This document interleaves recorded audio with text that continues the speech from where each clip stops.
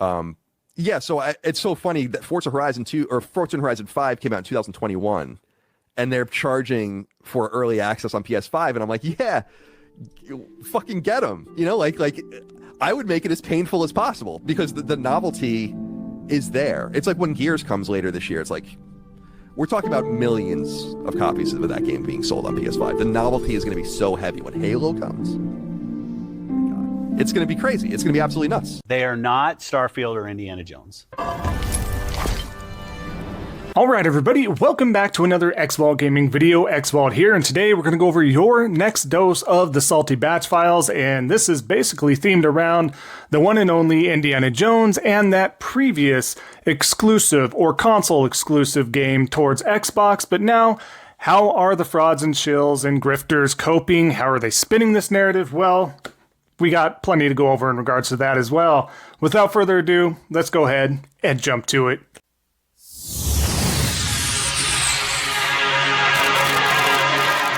Alright, so like I was saying, what we're going to do is get right to the meat of the matter here, the straight narrative that Xbox is losing yet another console exclusive over to its competing platform, PlayStation 5, and yes, it was a competing platform now.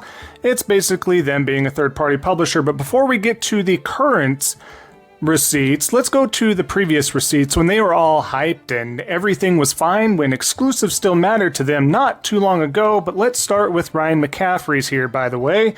The Great Circle is not compatible with this circle, showing the PlayStation Circle button that's typically on the controller. So, you know, with the sticking out emoji, with the tongue, they were loving it. Do we remember how much they loved this narrative? Do we remember how much they loved to control that this was a special game to them and nobody else was going to have it on a console competing platform? Everything was sunshine and rainbows and daisies and whatever floral accessory that you want to encompass.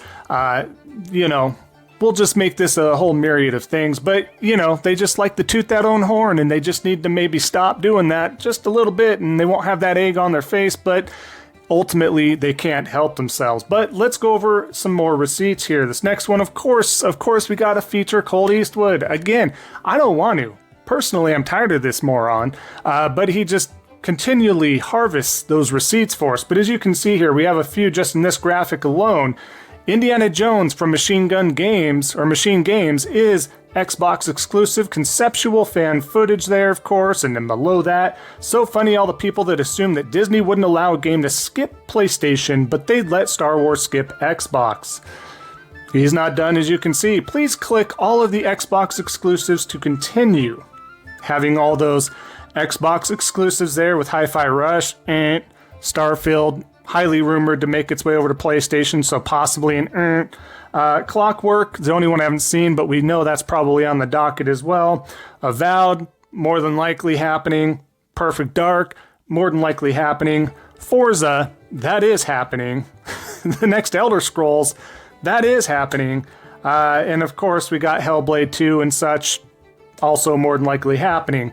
And then, of course, funny graphics card manufacturer stating back then, most of these are also on PC, but Elder Scrolls 6 is going to be an Xbox exclusive with the question marks. And then Colt so sure-handedly said, yes, and all these are Xbox exclusive, even Indiana Jones.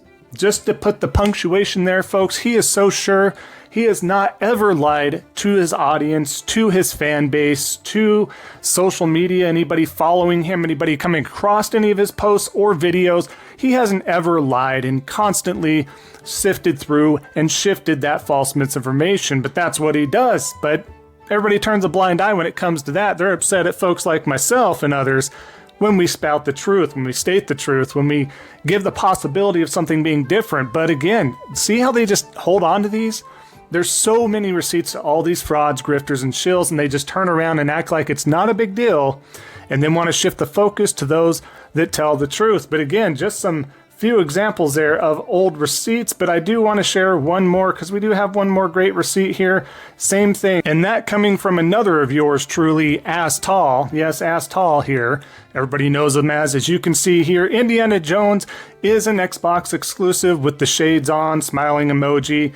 Again, narratives change all the time. Exclusives were the new hip and great thing. Again, Right now, what are they doing? Are we paying attention to what these frauds and shills and grifters are doing? Are we understanding what they're doing? They are shifting that narrative. Why? Why are they demonizing exclusives? Why is this a problem now? Because they don't have any anymore. They're all but full third party. And yes, I have a lot of people coming into this comment section. Well, PlayStation's third party. They've been PlayStation third party for quite some time. Look, yes, I've addressed this multiple times. So if you're going to look through these videos, right here, somebody can timestamp your ass right here. Yes, they are third party to a point. Absolutely. Absolutely. Never denied that. What I'm saying is they're not third party the way that Xbox is third party. They are not putting their first party games on a competing platform, or was competing at this point. Xbox, is they sharing assets to Nintendo? Yes. Are they going to continue to do that? Yes. Recently we had stuff come up to light, right? That they are licensing out games from like Everybody's Golf, formerly known as Hot Shots Golf, to those in the US and maybe some other areas, as well as some other IPs, right? So it's not a bad thing. They're licensing them out. They aren't first party publishing. They're not doing anything to foot the bill. They're licensing them out, right? And that essentially means that they are renting these out for people to put their assets in, and they still get a cut of it. Why let these dormant franchises sit, right? Clap hands and then parted ways for a multitude of reasons, right? Why sit on these dormant franchises? I think that's very interesting. I think it's actually very smart to sit there and do that. If you're going to sit on these, at least have somebody do something with the IPs, make some money, get them into the gamers' hands any way, shape, or form. But those games like Hot Shots Golf and others are still not hitting the Xbox platform. And these are licensed games even. And no, MLB doesn't count. They're publishing it. They had to do it. That's not a first party. God of War, Horizon, Last of Us, on and on and on. Not happening. But you got to love how they demonize exclusives, only when it doesn't work in their favor. If there was a 180 being done, guys, the very next day, exclusives were the best thing ever. Xbox is so smart, guys. They're so smart. I'm glad they course corrected. Truly to the heart of gaming and to an ecosystem. It would just totally flip and change. We all know it. But that being said, let's get down to the next example here. We have the recent ones. They're coming out now. Everything's changed, right? What's the narrative? Well, Colt's back already, trying to put the blanket over the dirt. And here we have gamers love Xbox games. PlayStation first party doesn't often hit top 10 on PS5. That's a lie. That's a complete lie. Yet again, he doesn't stop. It's not like, oh, I learned from the past, guys. I learned from the past. I'm going to stop spreading misinformation or assuming crap that I don't know. He doesn't stop. PlayStation first-party games have definitely been in the top 10 multiple times. So this is a complete lie. If you didn't know, now you know. That's a complete lie.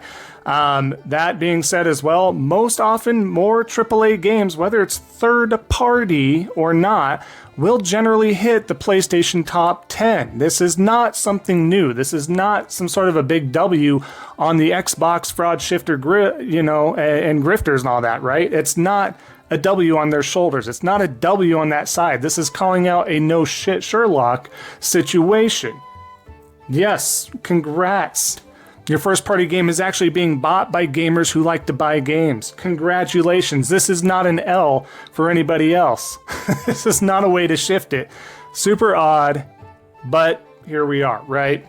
As we continue to go on here, we do have Xbox Joker, and he truly is a Joker in the worst ways possible, not the good Batman's arch nemesis type. Now the PlayStation fanboys are hyped about Indiana Jones and the Great Circle coming to the S Station 5, while we already beat it last year and uninstalled on Xbox. So hold on, pause.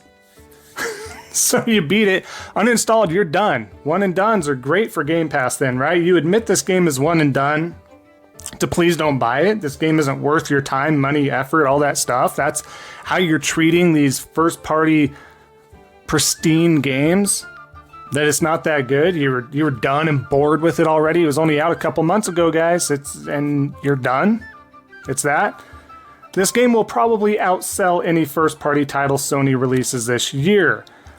I'm not going to debate that. I don't know at this point in time. I mean, we have pre-orders. At the time of this recording, we have pre-orders pretty high. But again, I don't know the full slate of any first-party Sony games. So that's a pretty broad statement, a pretty brash one. But obviously, people like this do not care. If he had to actually bet some serious money or reputation or lose your social media account with all your followers, I bet he would change his tune a little bit. I do promise you that. So to sit there and be like, again, if that happened to be the case, if for some reason Indiana Jones sold more on PlayStation than any first-party PlayStation game, I don't see where this is a loss for PlayStation. They get these games, and if they enjoy it, now you're going to sit there and point and laugh and think it's a W to make fun of folks that enjoy a game, that want to enjoy a game that might be of good quality. I don't know. I haven't played this, haven't had my hands on. I've heard back and forth. I heard it was a great game. It's just more cinematic. I heard from others it's kind of boring, stiff, and like the first person. I've heard it all over. But again, I don't have my first priority, hands-on experience with this game. So who knows how this is going to pan out. But again, why are we making fun of gamers wanting to buy, purchase, and support games, whether it be Xbox first party or PlayStation first party, Nintendo first party, whoever, any third party game? It's kind of ridiculous. We have to always find a negative in any gaming space at this point in time as far as gaming itself. That's insane to me.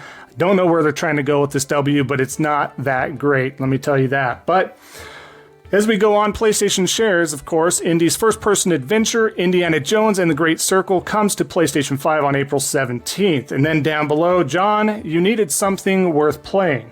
Because again, now it's like PlayStation has no games, which is always a laughable, rebuttal here. Because saying PlayStation has no games when they have PlayStation games, other third-party games, and now Xbox games, but they don't have anything to play. Super odd when Xbox has been port begging for Helldivers 2, port begging for Final Fantasy VII, Remake, Rebirth, etc., etc., etc. But yes, I always love the rebuttal there, because that's they're in the corner. They need something. They need something. Give me a break. Get out of here. Ridiculous. But as we continue to go on here, Game Awards. Indiana Jones and the Great Circle arrives on PlayStation 5 on April 17th. Announcing that, of course. Steph is here, All Day Habs. Thank you, Xbox, for giving PS players games to buy. So again, as it shows, chart after chart, month after month, PlayStation gamers buy games. This is not the only game that they're going to be buying. They bought, and plenty of the others continue to buy, will continue to buy, even further after that. So again, just that narrative of PlayStation has no games to play, and at least they have something to buy now, and all this stuff, because EA, Ubisoft, and everybody else all over the board definitely aren't releasing games throughout the year. Monster Hunter definitely didn't just release. WWE 2K25, which is always a good seller this time of year, also selling extremely well, always charting, stuff like that. But again, yes, if it's not first party, apparently they have nothing to buy. But again, now, Steph, nothing is exclusive, so where's the narrative here? Where are we going with this narrative? I'm kind of confused, but let's keep going on here, because we are not done. Now, I do have one final example for this video here, and this one is from somebody I don't feature that often, but Marius du Formage. So this guy's a moron. He's very noted and notified on social media. Pretty ridiculous, but again, he gets made fun of, takes L's all the time, account gets suspended and blocked all the time. Just really a poor individual, but here we are. Ponies prefer only Xbox games. Again, pause. Absolutely not.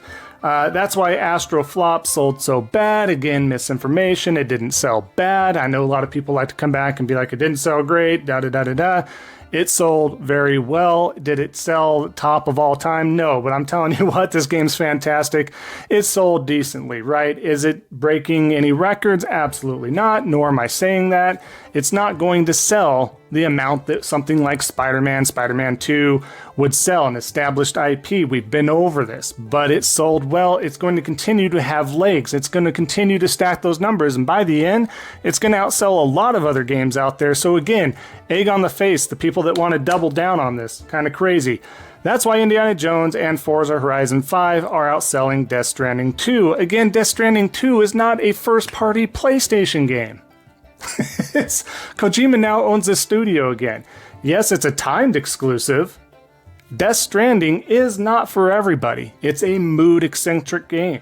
Of course, I would think an established IP such as Indiana Jones that's been around since the 80s, as far as an IP, as far as a franchise, and all that stuff, is of course probably going to have more eyes and attention on it than a game from a mastermind from Kojima himself that not everybody's going to get. Not everybody's going to understand the mood, understand the template, but for those that do and it connects with, it's phenomenal and it's going to last. And I promise you, and no crap on, Indiana Jones as far as a game or anybody that was part of that game, but as far as game versus game, one's clearly a different kind of masterpiece as opposed to Indiana Jones here. Let's be honest. Is everything that's great, I'm sure, with Indiana Jones? Death Stranding 2 is, in fact, just on a different pedestal as far as a game in general. Just how ridiculous. And then, of course, will be amazing to see Sony cancel more games and close more studios because, yes, Xbox hasn't done that, and unfortunately, always trying to find some sort of loophole here, right? Always trying to find some sort of W here. It's done. It's over. And ultimately, like I've said multiple times at this point, there is technically no more console war. Sony is playing very nice with Nintendo at this point. They're sharing properties back and forth. They're doing this and that. We got the new Zelda live action that's going to be, part of Sony Productions and stuff there. That's pretty crazy. If they're able to bury the hatchet after, their fallout that created the PlayStation 1 and throughout multiple years after that, anything can happen essentially, right? But that being said, it's like there is no console war with Xbox. Xbox bowed out. They're done. Their next system is also going to possibly have a Steam OS with that. I don't see that helping Xbox in general. You want to do that, get yourself a PC at this point in time. Why are you waiting? There's no point. Literally no point.